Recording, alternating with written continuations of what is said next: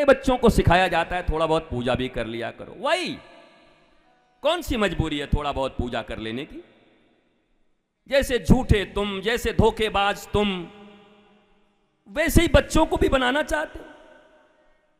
तुमको भी पता है तुम्हारी सुई लोभ पर है, क्रोध पर है, मोह पर है, लाभ पर है, और तुम बच्चों को भी कह रहे हो बेटा कम से कम सुबह उठ करके 5 मिनट दीपक जला दिया करो। क्यों एक और रावण पैदा कर रहे हो भाई? अपने से अच्छा तो होने दो। तुम्हारा वर्जन है, एडवांस वर्जन आना चाहिए। कहीं तो काफिला रुकना चाहिए।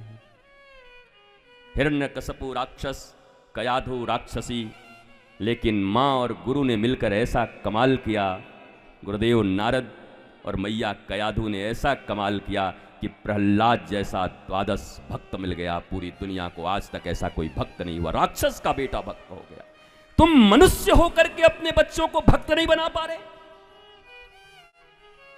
और उसके बाद भी तुम संसार में कहते हो कि मैंने पालन पोषण कर दिया, मेरी जो ड्यूटी थी मैंने निभा दिया, मैंने डीपीएस में एडमिशन करा दिया, मैंने इंजीनियर बना दिया, मैंने डॉक्टर बना दिए। क्या अपने संतान को तुम संतोष दे पाए? क्या अपने संतान को तुम आनंद दे पाए? क्या अपने संतान को तुम आध्यात्मिक बना पाए? रामचरितमानस में कितना सुंदर कहा गया है, यो स्त्री बांझ ही अच्छी है। बांझ मतलब उसका कोई संतान नहीं हो। कौन? जिसका पुत्र रघुपति का भगत न हो जाए, ठाकुर जी का भगत न हो, ऐसे स्त्री का बच्चा जन्म देना भी पशुवत है। उससे अच्छा तो बांझ। ये रामायण गोस्वामी तुलसीदास लिख रहे हैं, मेरे ऊपर मत पड़ जाना पीछे, नहीं तो कल से महिला मोर्चा मेरे पीछे पड़ जाएगी। बाबा ने बहुत खराब बोला, जिंदाबाद मुर्दाबाद कर दूंगा।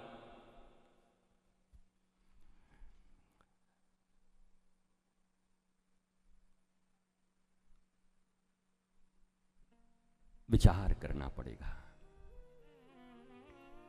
ये कथा, ये हवन, ये यज्ञ, ये पूजाएं, ये नियम, ये कानून,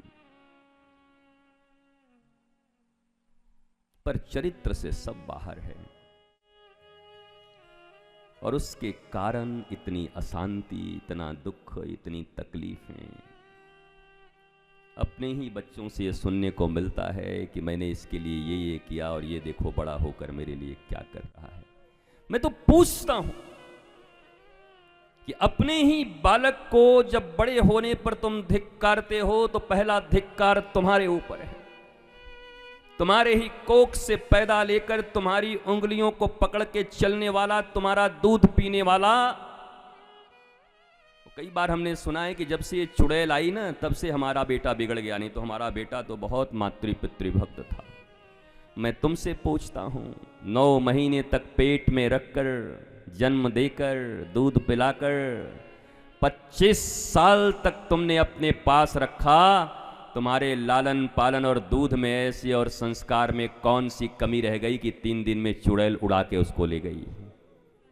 मैं तुमसे पूछता हूं, क्या ये तुम्हारे विचार का प्रश्न नहीं है?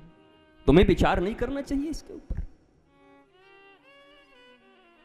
पर हमारा आदत है जीवन का ये सबसे निम्नतम, जो न्यूनतम स्तर तक आपको उतार ले जाता है, वो है परदोष दर्शन। जीवन में तुम मनुष्यत्व से ईश्वरत्व की यात्रा कर सकते हो, लेकिन स्वदोष दर्शन अगर तुम्हारे भीतर ठीक ठीक है तो। दोष दर्शन करना बुरा नहीं है, पर स्वदोष दर्शन, निज दोष दर्शन, परदोष दर्शन नहीं। परदोष के लिए तो हमारे गुरुदेव भगवान कहा करते कि पर के दोष को देखना ही अपनी दुष्टता को आमंत्रित करना है। इसलिए करने दो जिनको जो करना।